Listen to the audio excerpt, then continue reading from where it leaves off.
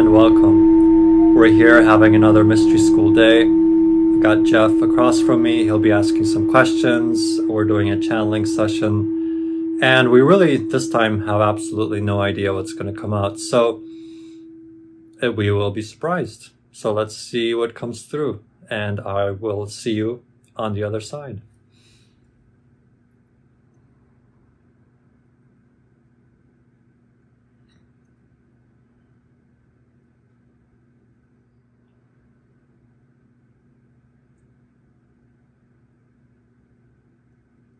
Good day to you. We welcome you to the realms of light, where the vast majority of who you are also exists. We welcome you to these realms of light from where your physical lives, your physical personalities, and your entire physical worlds also spring. We welcome you to another transmission whereby we can facilitate the harmonization of your physical minds with your higher minds. We understand that this is a bit of a spontaneous session, so let us talk about spontaneity.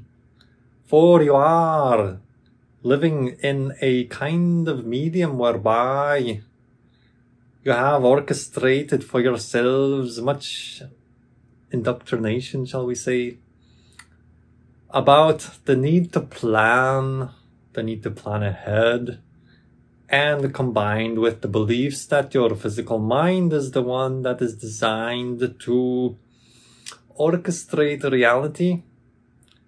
And of course now in fourth density you are awakening to the fact that you are not just this physical mind, but also connected to the higher mind, and you are harmonizing with your higher mind as you listen to these transmissions. We are opening gateways, portals, doorways to this greater understanding. Now, the beliefs that you have been handed down, that you have been socialized into, is this idea that you are fragments, individuated beings disconnected from the totality of who you are and what you are. Therefore, you have the experience of having to figure everything out at the physical mind level, and the physical mind not being designed for seeing the bigger picture. You create a lot of tension, a lot of stress, and combined with the negative beliefs that you must orchestrate everything at this level, you create a kind of rigidized planning. And this whole notion of spontaneity is to let go of the preconceived notions of how you define that your reality is supposed to be, for you are imposing severe limitations upon yourselves through the type of planning that you are doing with your physical lives at this time. And you're awakening to the fact that spontaneity is the gateway to your higher mind. Thusly, we encourage each and every one of you to be more spontaneous. Now, recognize the many negative beliefs you have about impulsive individuals. You tend to label these as pathologies. And many times the way it is expressed in your civilization, it is in a pathological way. We are talking about a kind of spontaneous synchronicity, whereby you will recognize that when you act on your impulses, you are acting in accordance with another kind of mind, another kind of orchestration that is happening at other levels. Thusly, we very much encourage you to explore being more spontaneous. Explore the nature of not having a plan and allowing the plan that's already orchestrated at other levels to be that which guides you. Now your physical minds may at first resist this idea because it has been taught that planning happens at this level of consciousness, but you are learning to let that go. Now, your negative beliefs will tell you then that you are flying blind, that you are being impulsive in the very negative definition of the term. But we assure you, the synchronization that happens, that occurs at the higher mind level, is there to benefit you in the utmost. You are in a field of reality that is orchestrated at other levels, and you can begin to receive the transmission, the impulse, the passion, for it will be coded as passion, as you know. And then you can act upon that, and that will lead you into spontaneous corridors you might not have considered had you held on to only your physical mind as the planning mechanism. So learn to release control from the physical mind and allow the higher mind, the higher intelligence to guide your life. You are existing in a bubble of the physical mind personality structure that makes it appear to be the only game in town. Now, as you begin to act on your passion and begin to poke through the bubble and allow more of your higher mind to filter down into your physical mind, you will realize you're part of a much larger whole, a much larger being. And as you translate those impulses into action, you will begin to realize there is orchestration at other levels, and that you can begin to trust this more and more and more and more in your life. Let the spontaneity guide you and play with it. This is why it is so important to have zero insistence on the outcome, because the physical mind pretends that it knows, and it attaches itself to certain outcomes that it labels as that which benefits you. But the physical mind is not designed to know what will truly benefit you. However, we assure you that due to the orchestration that happens at other levels, you can always create the definition that if it is happening there to benefit you in some way. So always look for the benefit in all situations, rather than labeling certain situations in a negative way, thereby getting a negative result from the experience that has already occurred. You can always label it in a positive way and extract a very positive meaning from it, even if it simply means it is revealing to you negative beliefs that you're holding on to, because then you can let those go and rise even higher in consciousness and receive more input from the higher mind. Thusly, trust spontaneity, play with spontaneity, and do not insist on the outcomes of the physical mind, because it rigidizes and attempts to control in places where it is not designed to control. And so that will be our very brief discussion on synchronicity as it relates to spontaneity. However, we do trust that you will have some lovely questions to continue to expand this idea, this notion, this way of looking at yourselves. So we will open it up to questions at this time. Yeah, I do have a question. Can you give your higher mind a special request? Maybe like you're looking at a new job and you know that everything is already planned from your higher mind, but you can say, you know what, higher mind, if it's okay, I would really like to have this job. I mean, can you give special requests to your higher mind? Or is your higher mind putting those thoughts in your brain to get you to think in that direction? It is a synchronous unit. The divisions that you create are divisions that are of your creation. Thusly, as you learn to work together as one unit, as you realize that this portion of you, as the higher mind, is also you, you will not have such a strict division from one realm to the next, shall we say, one field of awareness to the next. Thusly, you might, at the physical mind level, create ideas of what you would want to experience, and you would then allow yourself to experience the energy, the excitement, the passion that you have for that idea. But then that is the request itself, and then you let that request go. you let it go like a balloon, let it float up into the higher realms of yourself, and then let your higher mind then orchestrate for you the reality that will take you to the energy of your request, which might look different than the image that you have in your physical mind. This is why you don't want to insist on it looking a certain way, because the higher mind can make those calculations that will tell you how to get to the energy state of reflection, which might look different than the picture you created in your mind.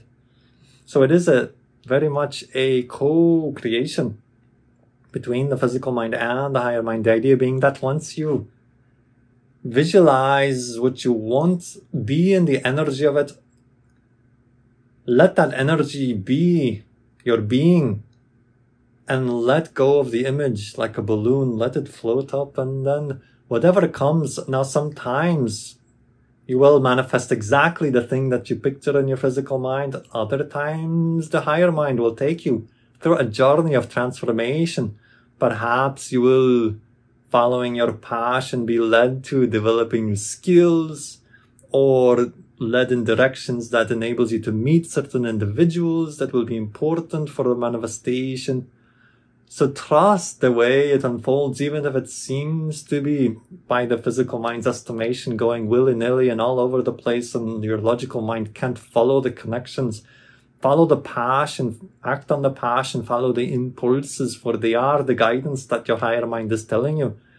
And it might seem to be leading you like a switchback trail up the mountain, going this way and that way, and eventually it will make sense as to why the higher mind is guiding you in such a specific way. And then the manifestation will contain the energy reflection, but it might not look the same, shall we say, as you originally pictured. Does that make sense? It does, yes. I don't really have a whole lot of questions today. I was hoping to leave a lot of space for you to communicate things that you might be wanting to talk about without a specific goal in mind or a specific topic. Or anything that you really, any burning desires you really want to talk about? We are very much reflective in that we respond very well to the questions and answer format. Well, I'm always interested in what it's like in the fourth density. Very good. Fourth density, as you know, and as we can expand upon, is very fluid, very dream-like. It is a hyper-accelerated state of physicality, shall we say, whereby you do have that powerful link between the physical mind and the higher mind. Thus, that you don't create so many divisions between yourself, and even that which you label as unconscious and subconscious, and all the fragmentations and compartmentalizations will be much more readily apparent. You will read your life the way you read a dream. And you are recognizing this already as you're shifting to that fourth density.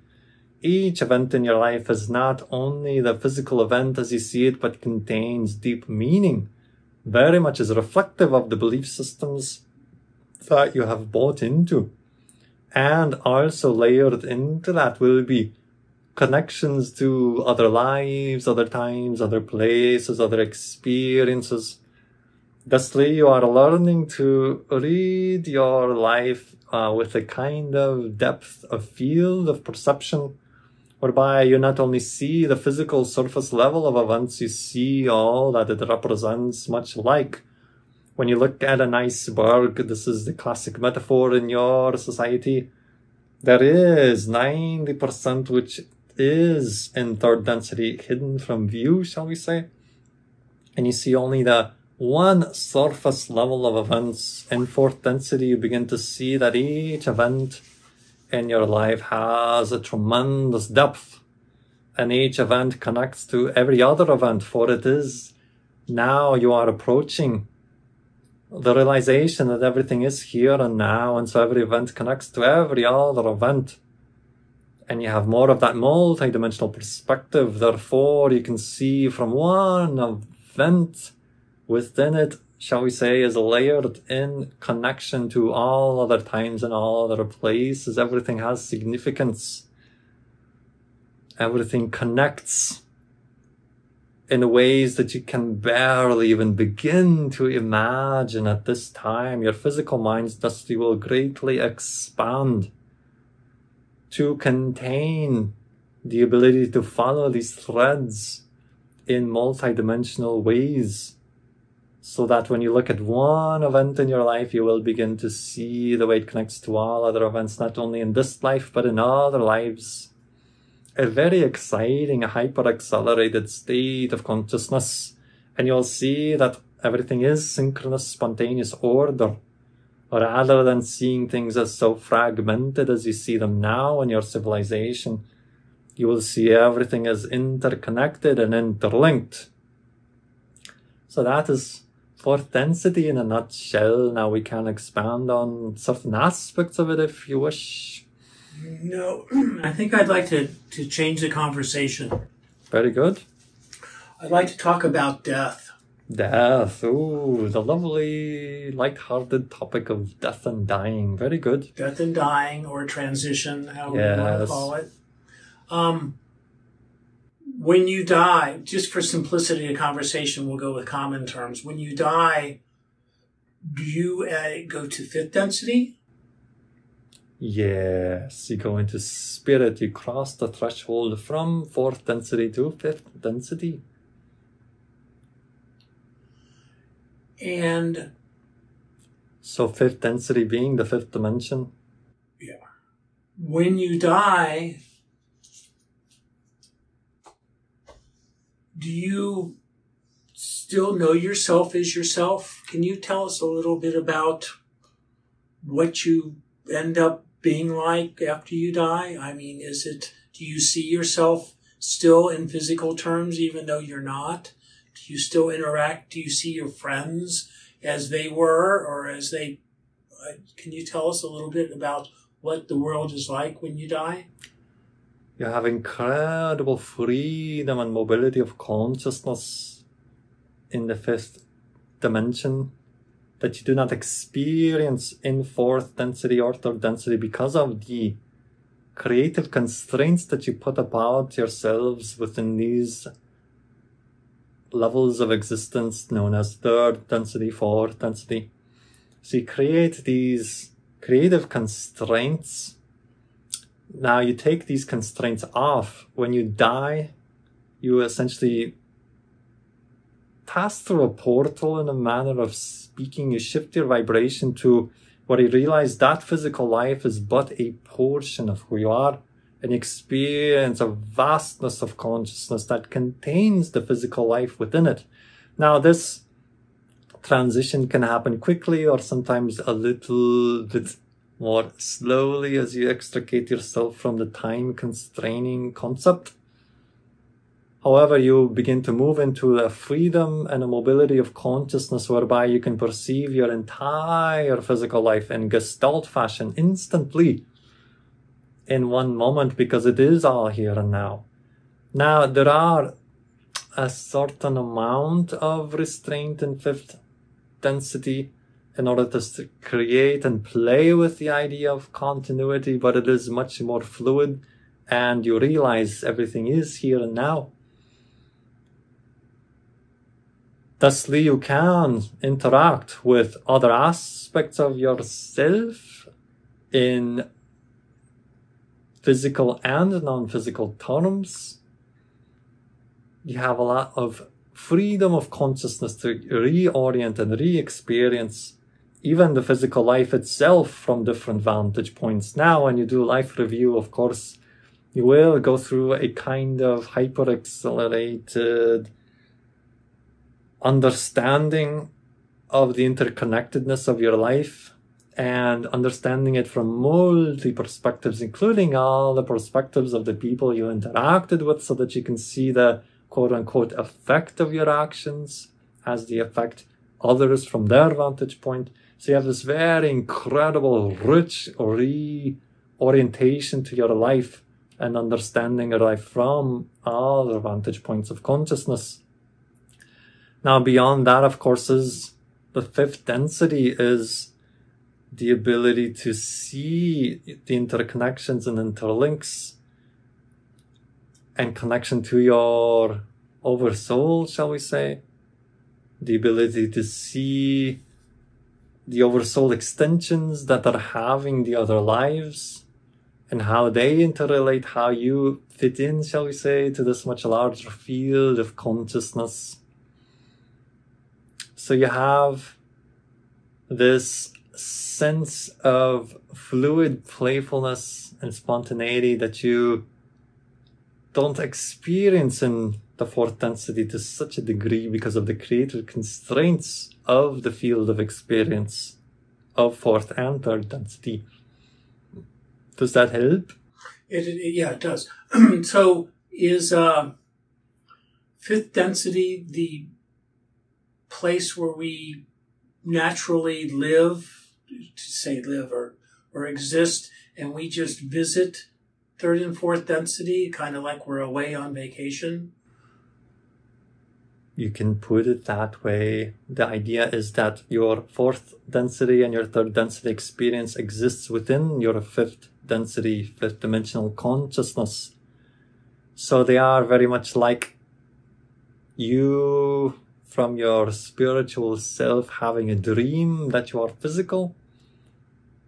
And then you wake up from that dream and you realize that, oh, that is just an experience contained within your life as you know it to be. So like when you wake up in the morning in your current life, you had that dream experience and you realize, oh, that was a dream, and that dream is contained within your whole physical consciousness as you know yourself to be. That is similar, that you wake up from your life, your physical life, and you say to yourself, oh, well, that was an interesting dream. And yet this larger version of me is who I am.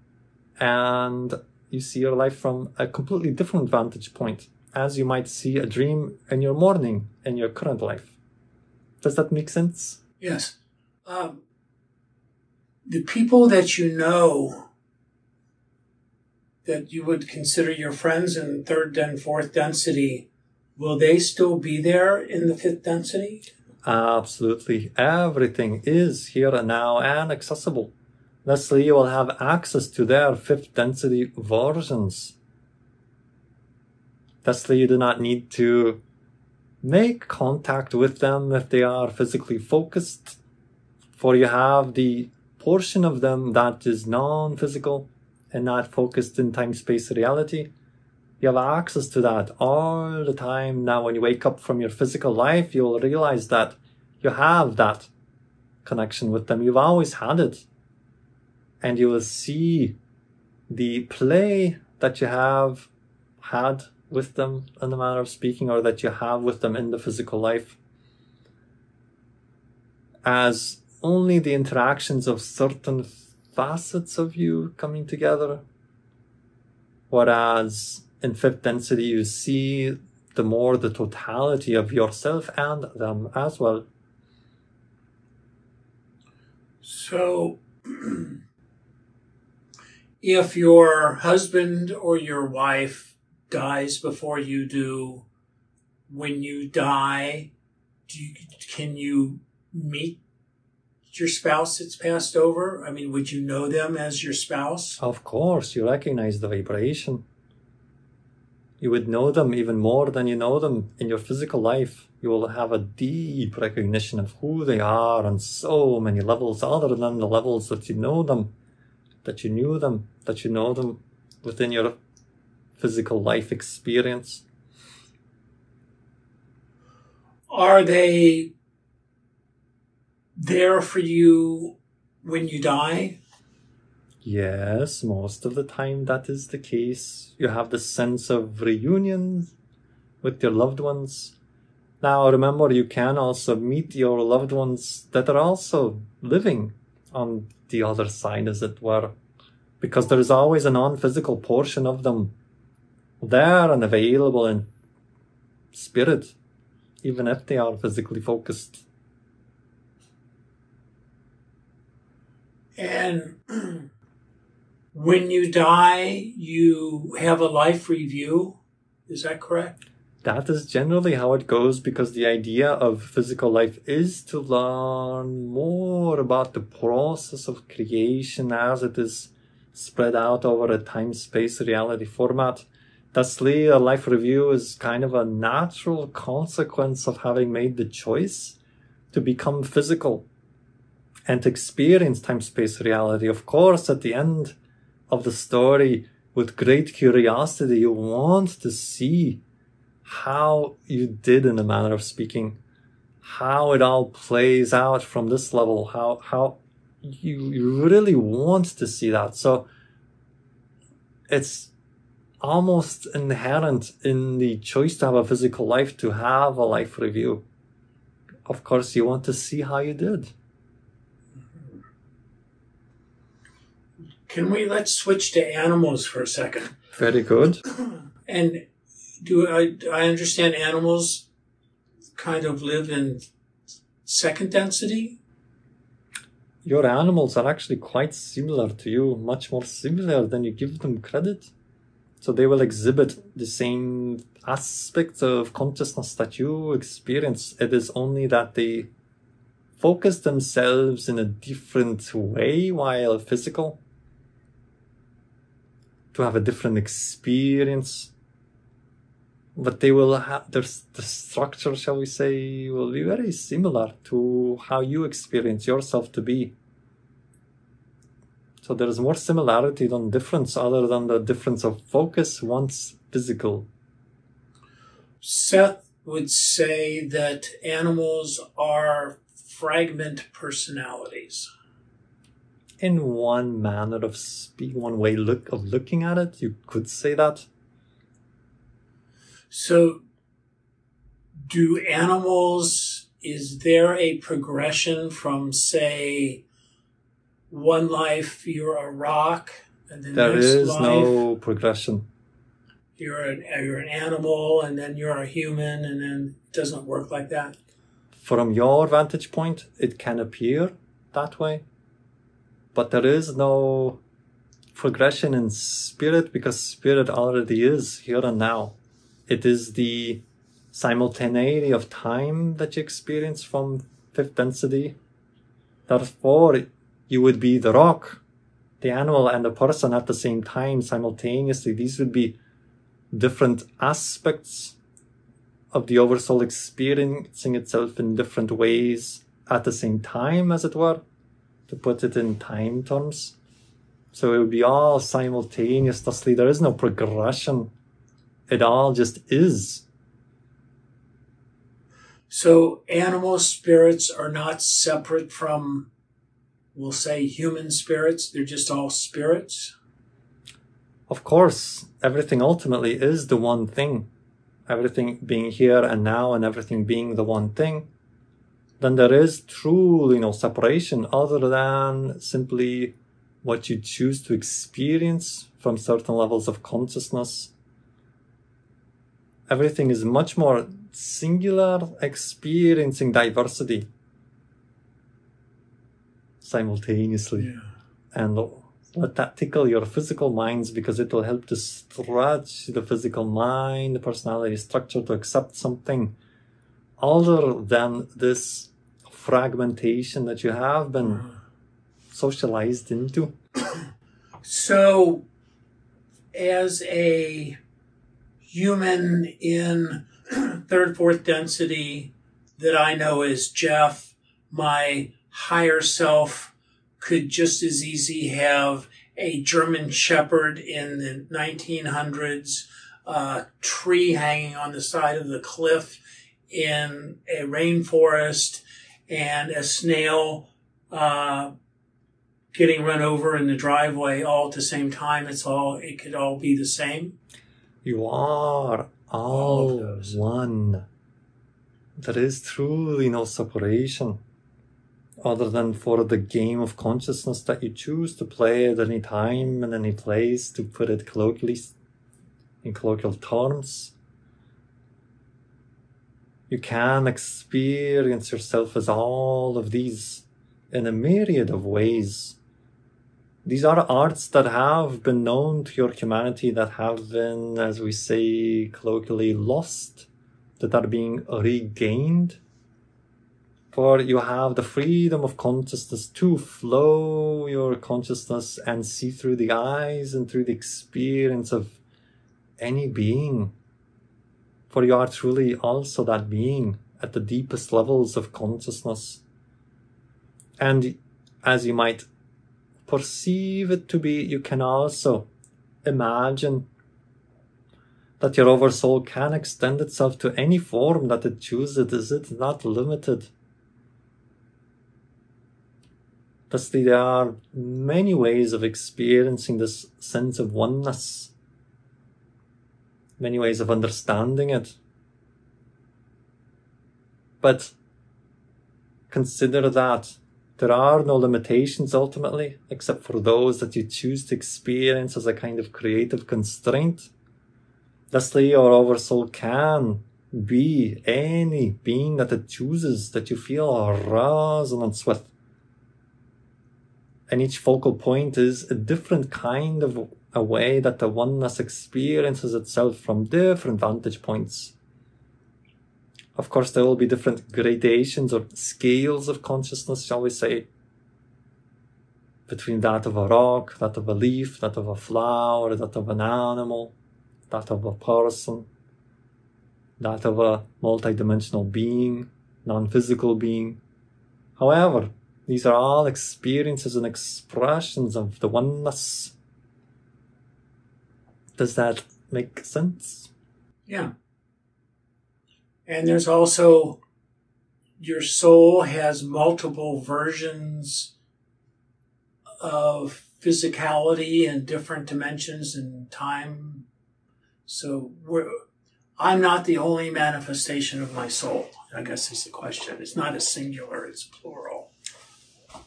You have, like, there's somebody else in 1800s, and there's might be somebody else in 37, 47, but they're all part of the same. Oversoul. You can think of them as having their own individual souls that are projections of the oversoul into different time fields. Okay. So they have their individual souls, shall we say. Even the delineations of parallel versions, there's two ways of looking at it. You can think of it as facets of the one soul, as having each different parallel life stream. Or you can even think of it as different souls grouped together, however your mind perceives that or prefers to perceive that. You can think of the soul as kind of a reflection of the oversoul, but stepped down a bit, because everything, of course, is microcosms within microcosms, reflections within reflections. And so the oversoul is the one that would project different versions of itself into different souls, which would then be projected and focused into different fields or lifetimes. And then, of course, you get into the idea of understanding parallel lives that are focused within the same time frame, that are aspects of the one individual life, shall we say, the parallel lives of that life. Does that make sense? Or yeah, it does. I'm seeing that the oversoul, I'm comparing it to the sun. The oversoul would be a sun.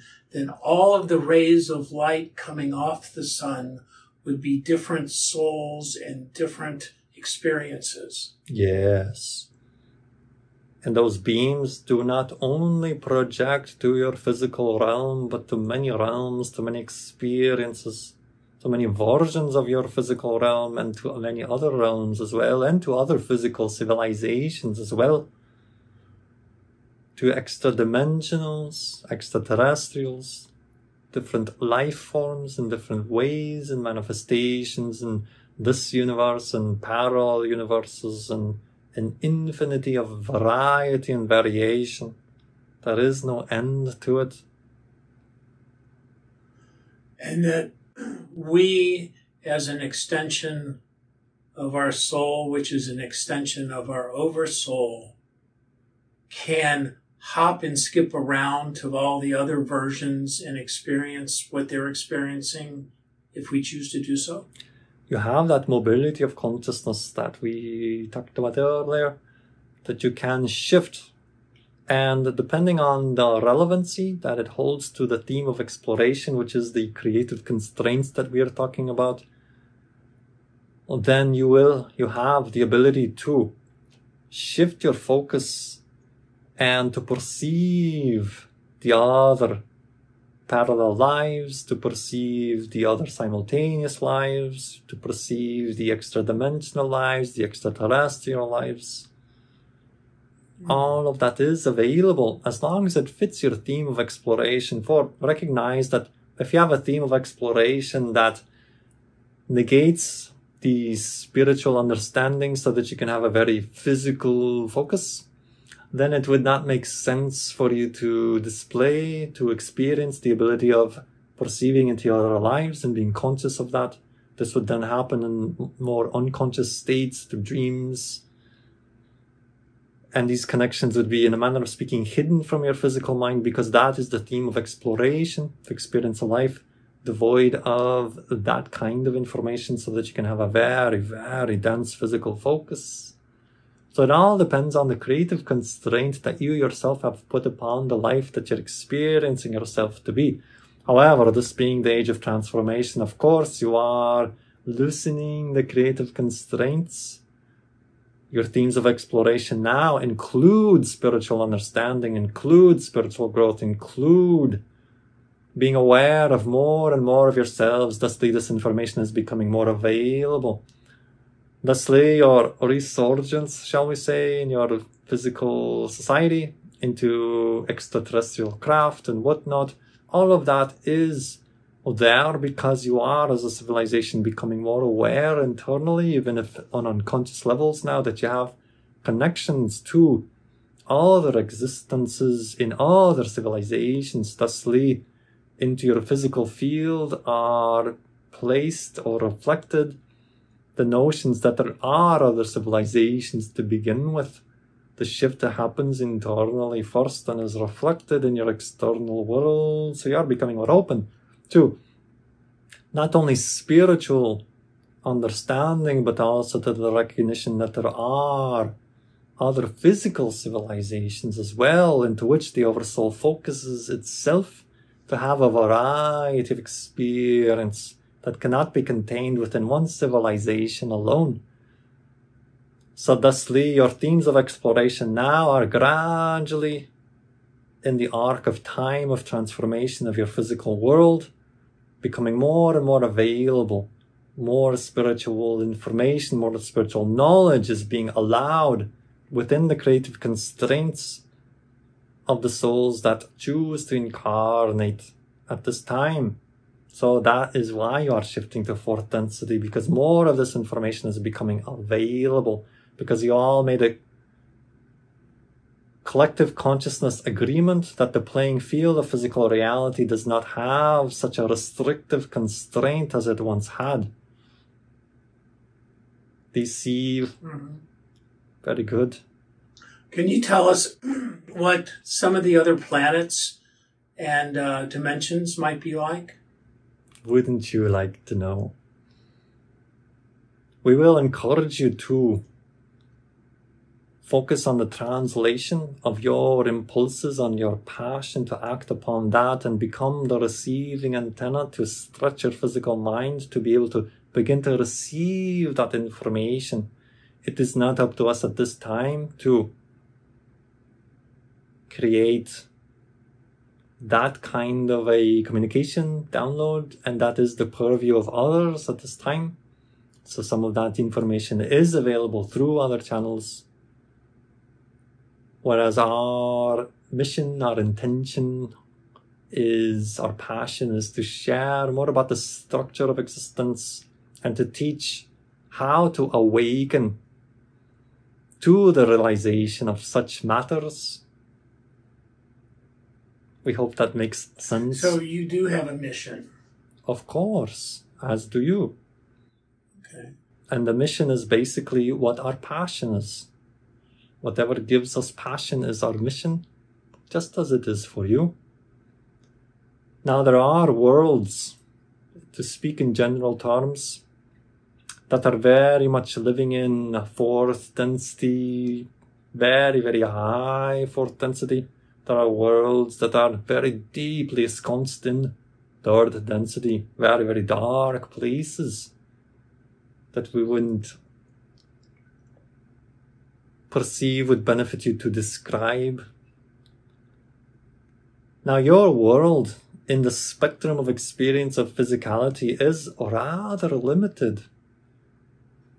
You have been called by many as the masters of limitation because you take upon yourselves such a thick and dense reality whereby you have such a high degree of amnesia and forgetfulness of who you are. Your creative constraint is to you've built into your creative constraint a severe degree of amnesia and forgetfulness.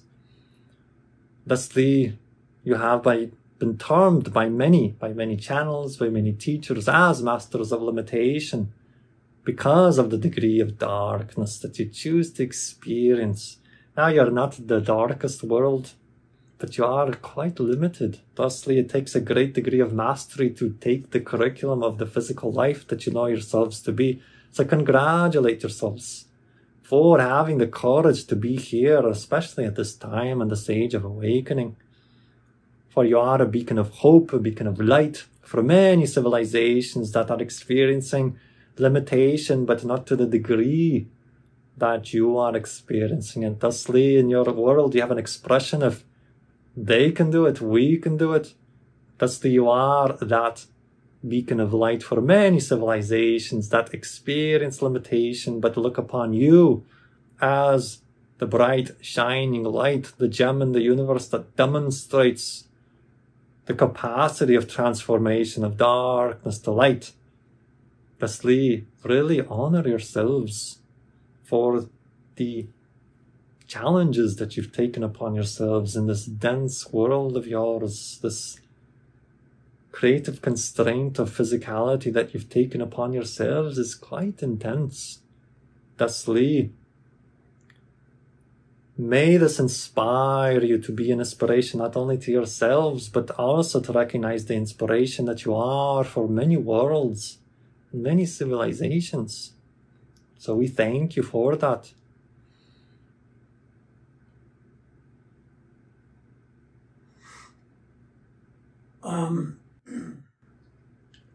I really don't have any more questions. Maybe we can close up on the subject of death. Yeah. Because I know many of our listeners want to know, will my wife be there for me when I die? Will my dog be there for me when I die? Can you give them some reassurance that they will know themselves as themselves and their loved ones will be there? Absolutely, but why wait till you die to have these communications? You are connected to all beings at all times. So if you love a being, let that love frequency take you to that place where communication can be had now in the physical. Why wait till you die? They are touching your lives in ways that you cannot even begin to imagine. So open yourself up through the love frequency and allow yourself, give yourself the gift of perceiving the messages that are always being transmitted to you by your loved ones. Whether they are living or non-living, you have deep spiritual connections to all that is. Thusly, contact can always be made, and the love frequency is that which integrates, that which brings together. Thusly, use the love frequency to have communication, and do not feel that you must wait for physical life to be over for you to be able to see those that are no longer visible to your physical eyes. Your heart is already connected to them.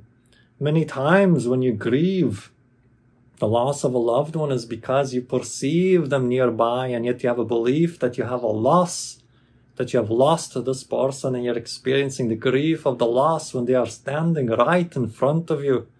Thusly, allow yourself, give yourself the gift, and especially now in this age of transformation where the creative constraints are being loosened, give yourselves the gift of knowing your loved ones as they are in spirit, here and now, right with you, standing right alongside of you.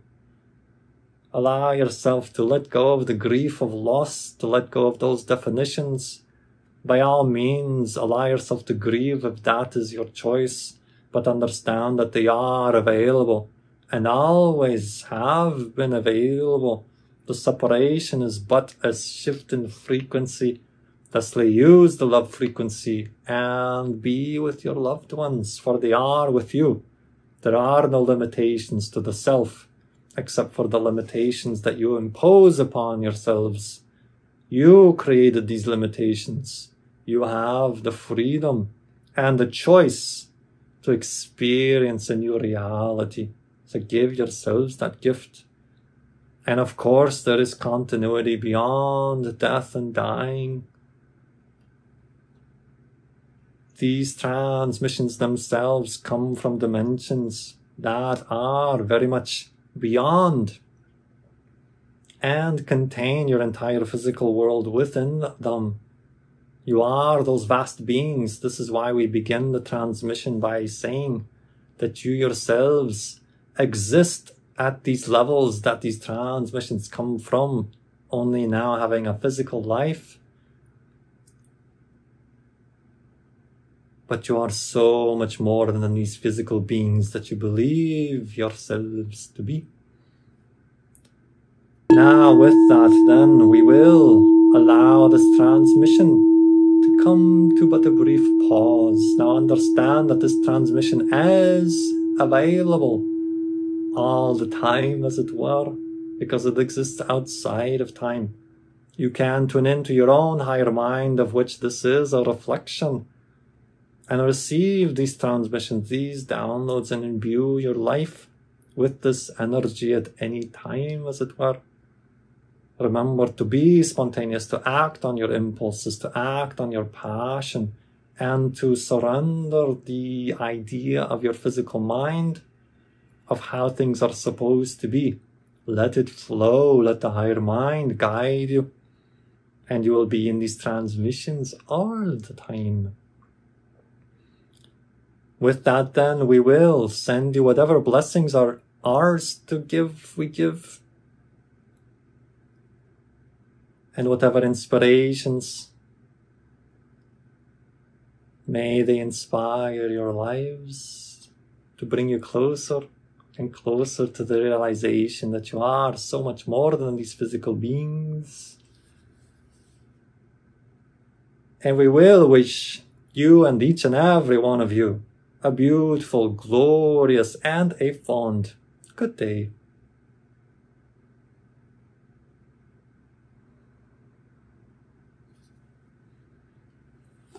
Well, all right. Sounds like we covered a lot of ground. I can't wait to see the video. And thank you for tuning in. I'll see you in the next video.